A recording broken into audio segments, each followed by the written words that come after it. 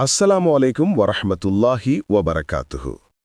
கண்ணியமிக்க அல்லாஹுவின் நல்லடியார்களே, நமது சூஃபி டிவி நேயர்களே, தினம் ஒரு குர்ஆன் வசனம்.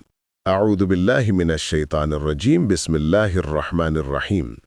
இன்னல்லாஹ லா யஸ்தஹீ அன் யத்ரிப மஸலம் மா பஊததன் ஃபமா ஃபௌகஹா فأما الذين آمنوا فيعلمون أنه الحق من ربهم وأما الذين كفروا فيقولون ماذا أراد الله بهذا مثلا يضل به كثيرا ويهدي به كثيرا وما يضل به إلا الفاسقين. இந்த வசனத்தின் தமிழ் அர்த்தம்: நிச்சயமாக அல்லாஹ் குசுவையோ அதிலும் அற்பத்தில் மேற்பட்டதையோ உதாரணம் கூறுவதில் வெட்கப்பட மாட்டான்.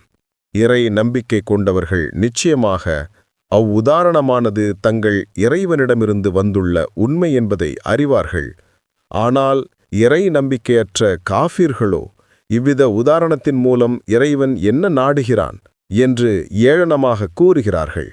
அவன் இதை கொண்டு பலரை வழிகேட்டில் விடுகிறான், இன்னும் பலரை இதன் மூலம் நல்வழிப்படுத்துகிறான். ஆனால் தீயவர்களைத் தவிர வேறு யாரையும் அவன் அதனால் வழிகேட்டில் ஆக்குவதில்லை. அல் குர்ஆன் சூரா 2:26.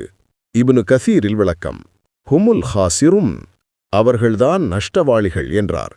சயீத் அவர்கள் கதாதா அவர்கள் கூறியதாக கூறுகிறார்கள். அல்லாஹ் ஒரு விஷயத்தை ஊமையாக குறிப்பிடும்போது அந்த விஷயம் முக்கியமானதாக இருந்தாலும் சரி இல்லாவிட்டாலும் சரி சத்தியத்தை கூறுவதில் அவன் வெட்கப்பட மாட்டான். அல்லாஹ் தனது வேதத்தில் ஈக்களையும் சிலந்தியையும் பற்றி குறிப்பிட்டபோது வழிகேட்டில் உள்ள மக்கள் அல்லாஹ் ஏன் இந்த விஷயங்களை குறிப்பிட்டான் என்று கேட்டார்கள். எனவே அல்லாஹ் இறக்கினார்.